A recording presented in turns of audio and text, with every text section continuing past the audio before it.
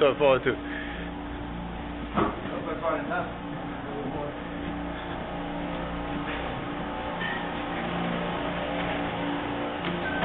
Coming through, very hot.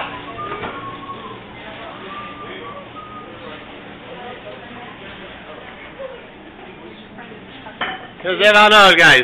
Alright, I hope I brought enough. Now I'll go get more. If not, yeah. Alright.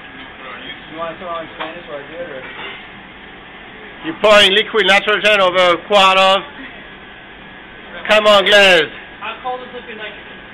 Like minus 196. The reason, by the way, I'm using the paddle is that if you use the balloon whisk, sometimes you can over whip the ice cream.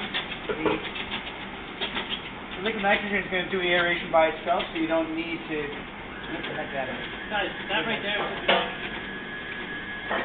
you can see when it's liquid form, it just dissipates right there. Don't put your face into it. Freeze your spot.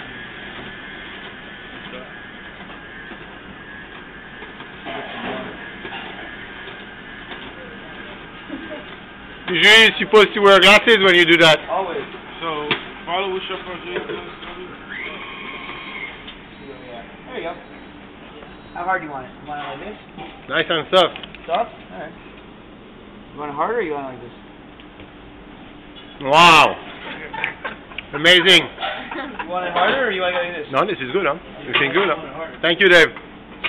Guys, thank you. Thank you, Dave. But you can go like, you can, don't, liquid nitrogen is very dangerous if you do things wrong with it, but, you know, it's not going to instantly fry your hands. If it were to land here in my coat and stay there, that's when it's going to give you a giant burn right here. In fact, the worst burn I ever had was I was wearing a pair of gloves. Some people recommend you wear gloves, and the gloves cracked. And the liquid nitrogen went into the crack in the glove and stayed on my wrist and gave me a burn that was with me for like, I had a scar for like a year. You know what I mean? Yeah. So, it's not unsafe, but it's not without Speed of respect. Yeah, yeah. Thank you, Dave. No problem.